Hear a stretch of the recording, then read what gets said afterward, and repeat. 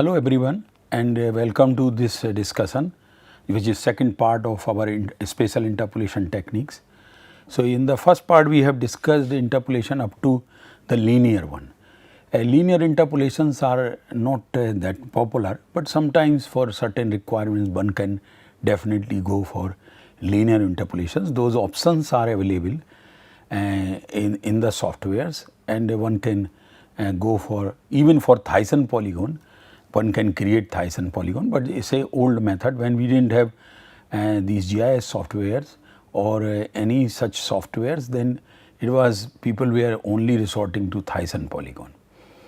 Anyway, now we come to this other type of interpolation techniques, which is being considered as non-linear, which is again based on the Tobler's law of geography, and which says that points close together in space are more likely to have similar values than points farther apart. And using this concept of Tobler's law of geography, there are interpolation techniques which have been developed, which are based on the distance weighted interpolation techniques. So, if for an unsampled site interpolation has to be done, then the point which is among input points, the point which is closest will have the highest weightage, and the point which is having further will have less weightage, and this is what is called distance weightage interpolation. Exact interpolation in that way is IDW, which is inverse distance weightage interpolation method, in which the points which are very far for the estimation for the cell which is going to be estimated, then their weightage will be less. So, this interpolation estimates cell values, because we are after all going to create a raster by averaging the values of the sample data points in the neighborhood of each processing cell. And as per Tobler's law of geography, that closer a point to the center of the cell being estimated, the more influence or weight it will have in averaging process. Now, for example, if I take this schematic which is showing a terrain and some input points, and also showing a search radius in a form of circle.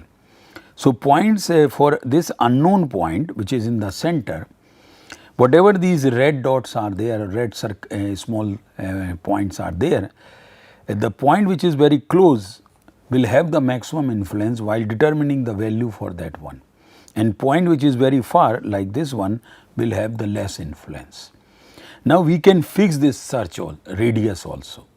So, we can fix either by number of points for this kind of search and estimating the value, or maybe a radius for a circle. Now, so IDW interpolator assumes that the variable being mapped like here in this figure, it decreases in influence with distance from its sample location. That is why it is called inverse distance weightage. And for example, when interpolating a surface of pollution, as we know that a more distant location will have less influence of a pollutant.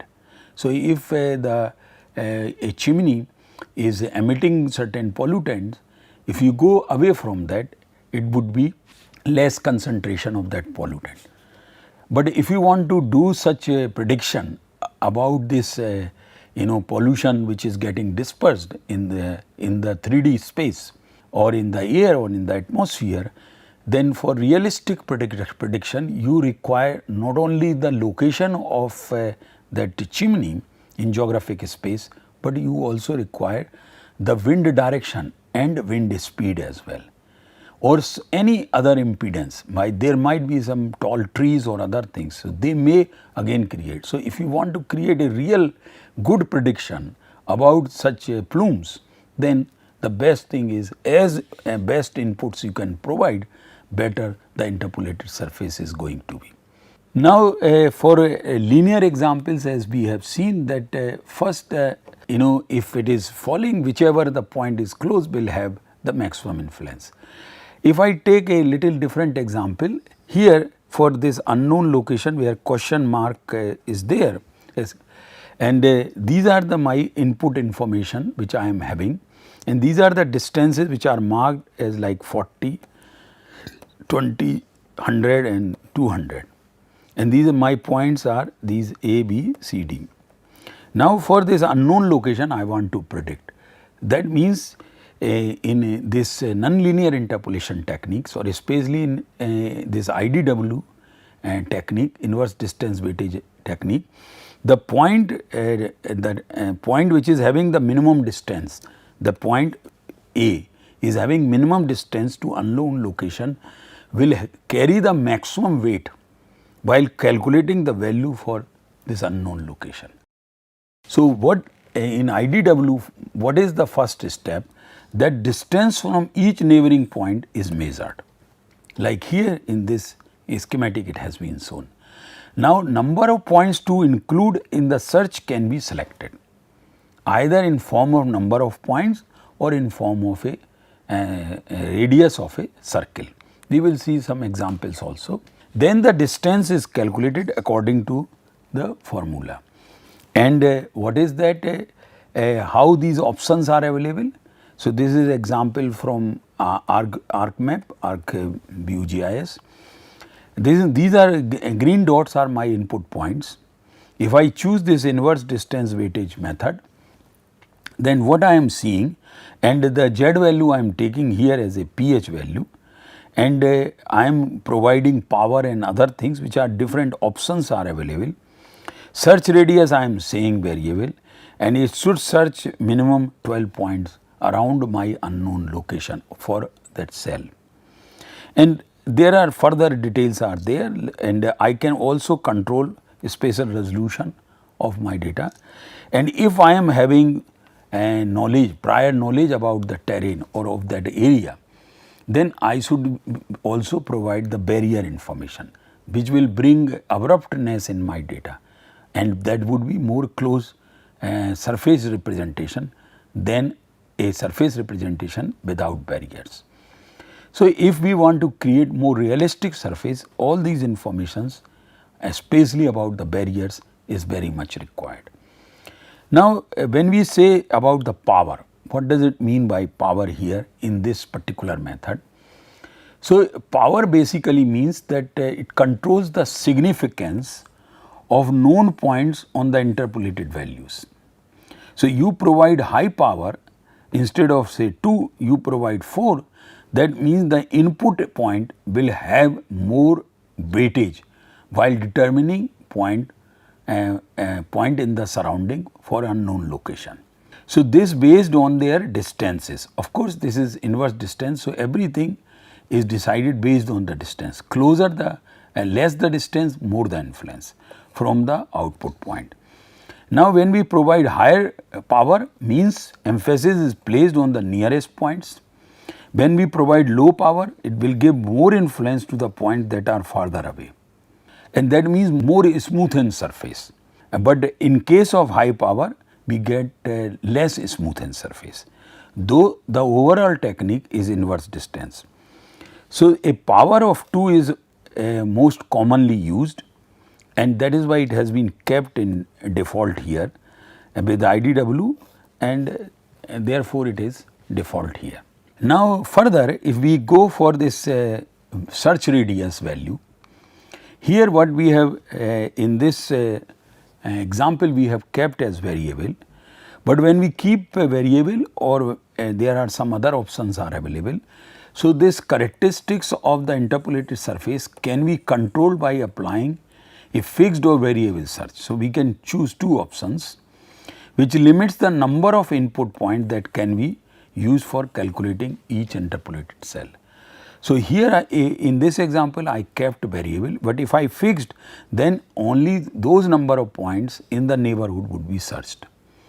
So, again here if I want more smoothened surface, then I will go for variable, but if I want more rigid surface and less smoothened surface, then I will go for fixed radius.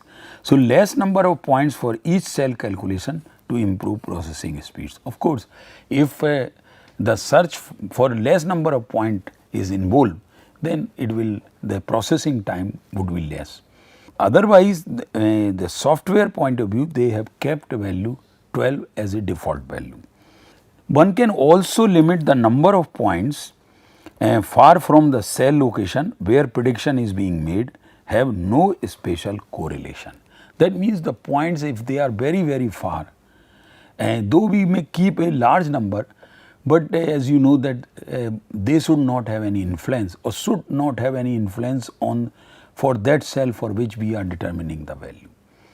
So, always there has to be optimum number of points or size of the radius which we choose. Considering very far points, basically you are creating a predicted surface which may be very far away from the real situation or reality. So, one has to be very careful while choosing these options. Now, next is the barriers. Barriers part we have already discussed little bit, but anyway it is a polyline data set. It is not a point. Barrier always has to be a polyline input file based on the break line, also called break line, which limits the search for input sample points. Basically, during the interpolation, if you have provided a polyline theme which is representing say a geological fault, then beyond that line no search would be made. And this polyline, as we know, that can represent in topography a cliff, a ridge or some other interruptions of a landscape. Even a stream in case of groundwater or surface water can be considered as a break line, and only those point samples on the same side of the barrier as the current processing cell will be considered. So, this controls your surface, and when you create a surface using barrier lines and you are having prior knowledge about that, then your surface would be more real one, more close to the reality than without using barrier lines. So, in any application if you are using such surfaces, whether for groundwater, hydrology or pollution or any other thing, if you are having that information, bring that information in form of polyline theme and provide that input, and you can create a very good more realistic surface. This is how it influences the break line. If I provide the barrier information, then this is how my surface in 3D would look. And with this without barrier, this would be a more or less quite a smooth surface. So, it is more real, more close to reality than this one. If there in nature, in a topography, there might be a vertical cliff like this, and if I am not using barrier, I would be predicting the surface like this, which is grossly inaccurate. So, in order to have better accuracy of our surface, it is always, if possible, provide the barrier information while doing the interpolation. So, from geological point of view or from civil engineering point of view, fault lines, cliffs, streams and other features which can be which are discontinuous lines, polylines, and which controls how the surfaces are generated. Now, there are various interpolation techniques. So, IDW and kriging will support the barriers. Like if somebody is trying to use barriers in case of linear interpolation like Thyssen polygon, then it is not possible, because Thyssen polygon by its characteristics itself is a abrupt interpolator, and therefore, such options will not be there in the softwares either, because theoretically it does not fit there. Now, about the search radius. So, if we provide the number of points that search 12 surrounding points or 5 surrounding points to determine the cell value of this grid, then it will do the search up to the number of points.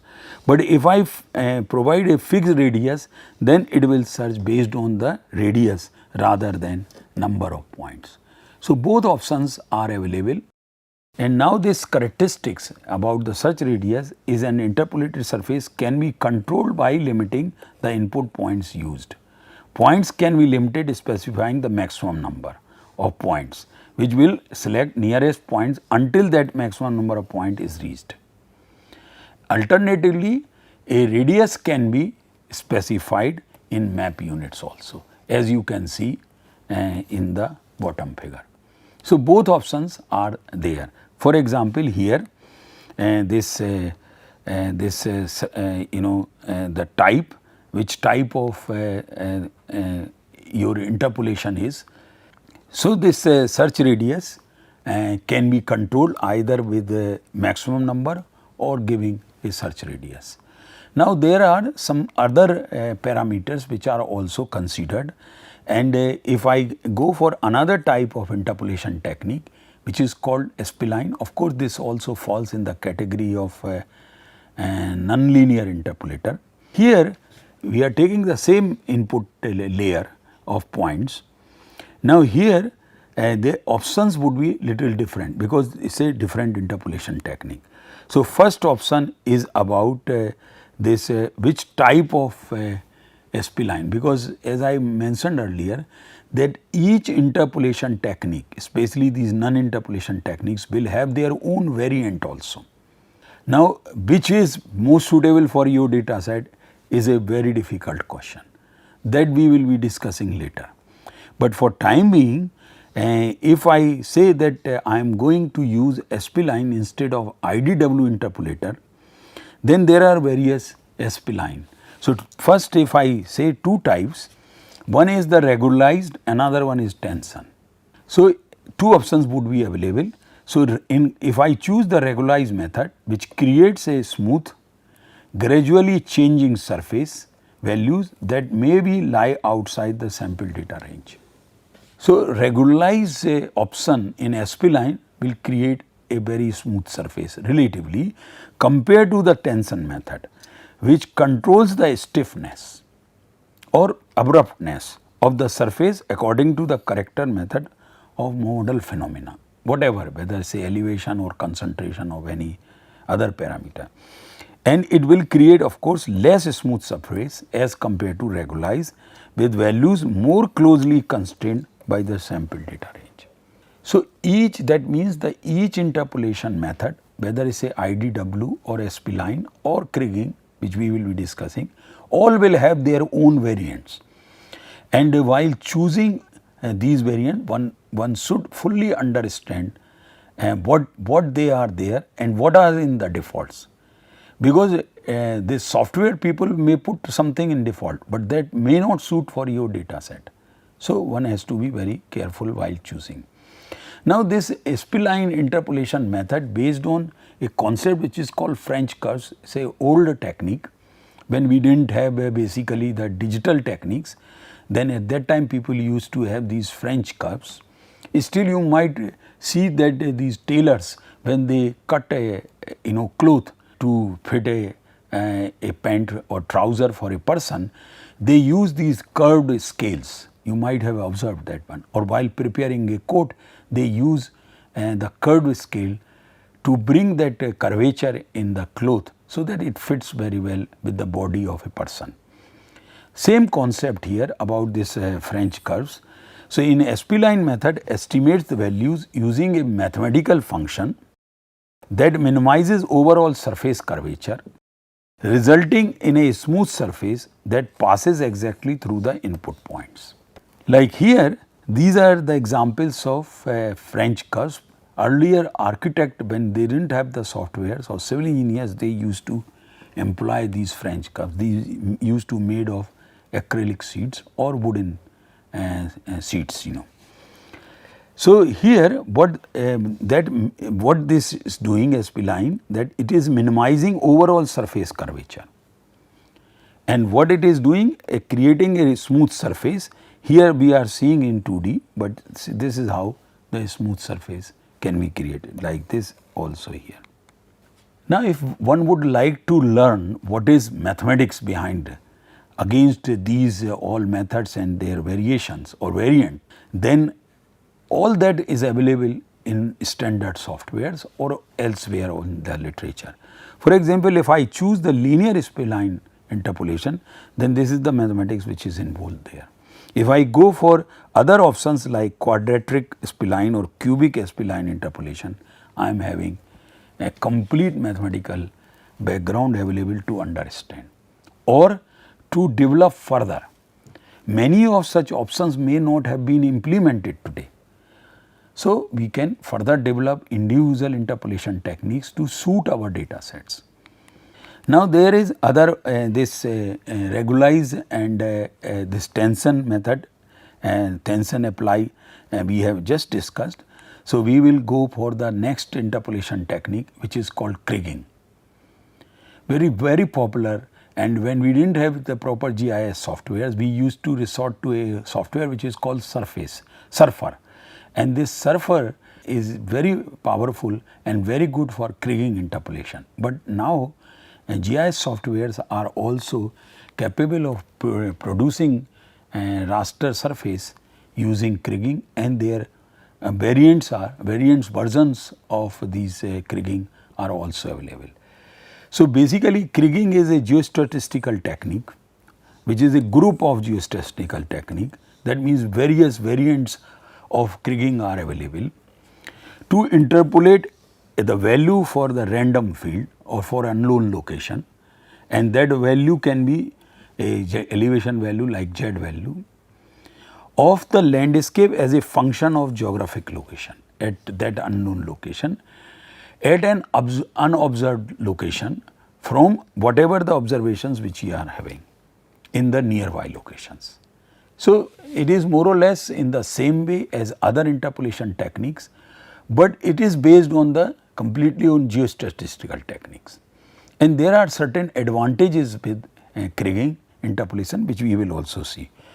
So, what theory says that the interpolation and extrapolation by kriging, which was developed by a French mathematician whose name was Georges Mithron, based on the master thesis of Daniel Craig. So, this the term kriging is coming from a master thesis, and it was a really great contribution in the field of mathematics, especially in geostatistical techniques and spatial interpolation.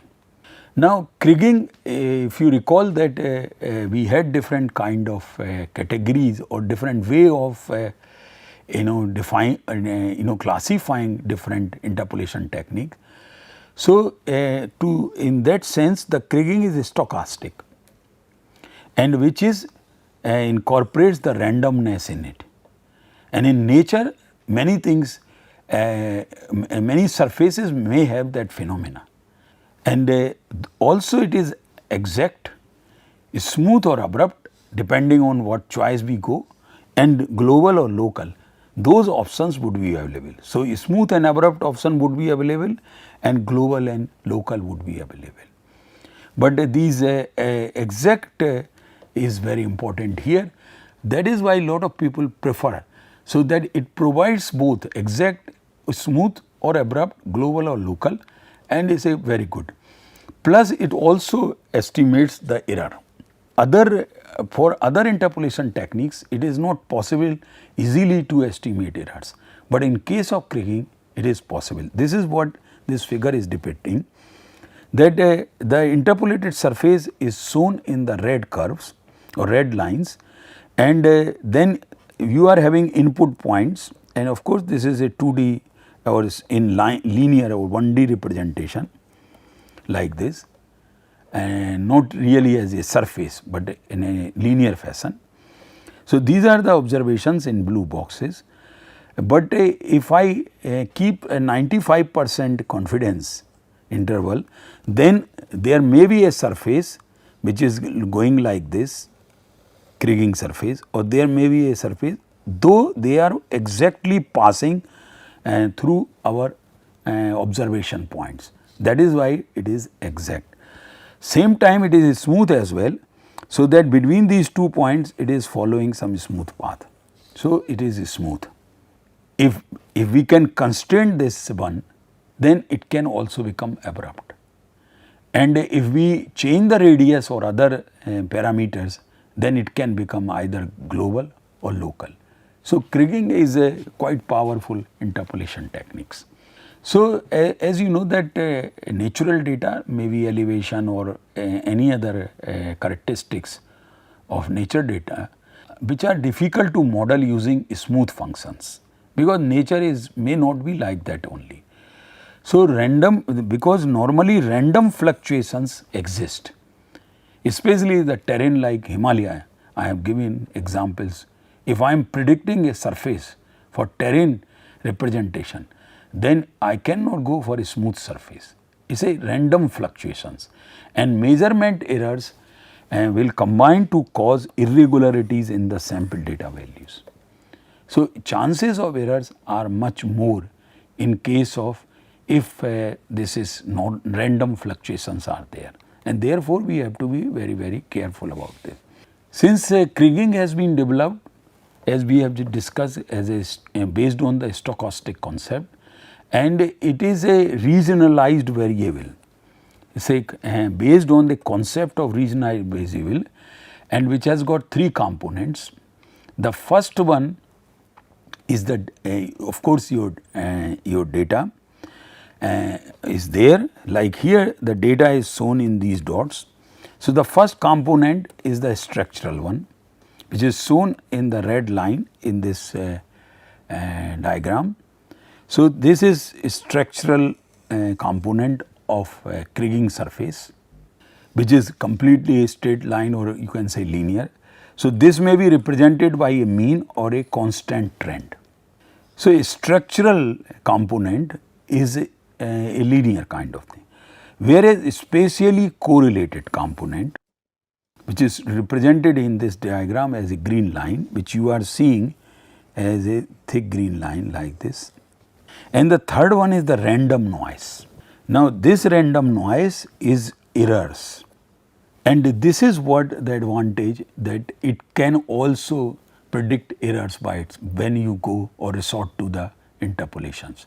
So, we can separate out all three components or key components of kriging. One is structural, spatially correlated, and random noise.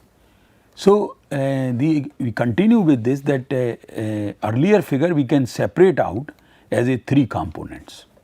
So, that the first one is the structural component, which as I have mentioned is a linear trend, linear one. This is a spatially correlated component, and last one is the random noise component, which is non-fitted in that sense. So, kriging is implemented using a semi-variogram, and there are many different varieties of kriging, means variant of kriging exist, and many of such variants have also been implemented in many GIS software. Selecting which the appropriate one, which one is the most suitable for my input data set, is maybe sometimes very challenging, and therefore, it requires a careful consideration of the data.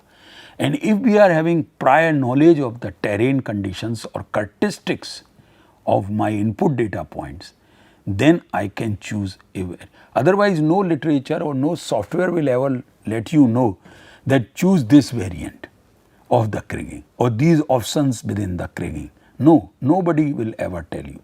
So, it depends on your data type or data input or characteristics. Now, if I take example, though it is a little older version of example, but does not matter, even in latest version of ArcGIS, almost same options are available. So, here I am taking a input which is a soil sample data, and I may take a value here, say pH value. Currently it is just displaying a other value. Now, two kriging methods, variants are there, either ordinary kriging or universal kriging. And as you name implies, universal will create more smoothened surface, and if we go for ordinal, it will create a more local fitting surface. Now, semi-variogram models can be various options, spherical or circular or many other. And then of course, the search radius type, which we have discussed in other interpolation techniques, almost the same way, variable or fixed, two options would be there. And of course, when you are creating a raster surface from input point data, you can always control spatial resolution. By default, it may give some, but may not be acceptable to you, and then rest of the things you provide where to be stored and other things. So, basically let us devote some time about the what is this semi-variogram. So, semi-variogram is based on the modeling, and that is the squared differences in the z values as a function of the distance between all known points. So, based on this input, semi-variograms are modeled. Now, mathematically basically that becomes as per this equation, and as we go from the distance, this becomes quite flattened. So, that is Taubeler's law of geography. And if we see a further example on this variogram or semi-variogram produced using say this geostatistical analyst of ArcGIS, then here what we are getting a semi-variogram like this against these input points. You can also calculate other parameters which may be required to better understand the generated surface for that purpose. Now, one of the very useful outputs from Kriging analysis is that error part or uncertainty surface that we can generate, and this basically will answer how good the predictions are or how good the surface which you have created which is more close to the reality. So, there are though there are various techniques like IDW, Spline, Kriging and their variations or Thyssen-Polle, but except this technique Kriging, no other technique will let you know that what is uncertainty factor. So, that is why many people resort to the Kriging, and one can create an ordinary Kriging map and a map showing standard error of predictions, and you can compare with the 10 also. Now, here using the same input points, 3 surfaces have been created using the 3 nonlinear interpolation techniques which we have just discussed. So, first one we discussed the IDW technique, and the option we chosen is moving average, and this is how the surface, though this surface is shown as a 3D surface, does not matter. So, here this is how the surface will look. But if I choose the spline and the option is moving surface, see the moving average, moving surface, different concept. So, if I use this option in spline, this is how my surface is going to be created. Remember that input point is the input point theme is the same for all 3 surfaces. And lastly is the Kriging. If I create a Kriging surface using the same data points, this is how the surface would be created. Now, which one is more close to the reality, that has to be assessed. In case of Kriging, uncertainty information would be available, but in case of IDW, that information is not available to us. Now, there are various options like here natural neighbors. Then you can create a trend surface, and if I say draw a cross section or a profile for all 3 surfaces which we have just discussed, then and the input points are also shown here as blue dots. What you are seeing that this this blue one is the Kriging surface which is having more variations, but sometimes it is very well fitted between these 2 points. But in case of spline, as you can see, this yellow one is a exact fit. So, it is going and touching all input points, whereas IDW is going in between points, not exact in this particular example. Because all these interpolation while doing these through these softwares, you are having different options. So, if you do this, you may get various surfaces, and you have to be very careful while choosing which is the best for your input data set. So, this is the problem about the accuracy. Which surface or which interpolation is more accurate for my input data set is a very difficult or challenging, but it is possible to assess to some extent. Visual representations can be compared if you are already having that some knowledge, prior knowledge. Another problem will come about the edge effects.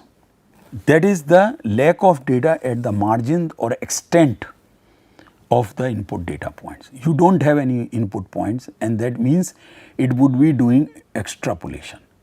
So, there might be some edge effects in the data. The best solution is you define a large extent initially, and later on you can extract for a smaller area, and that will reduce your edge effects. And basically this brings to the end of now this discussion. So, this was spatial interpolation techniques was we have discussed in two parts. This was the last part. Thank you very much.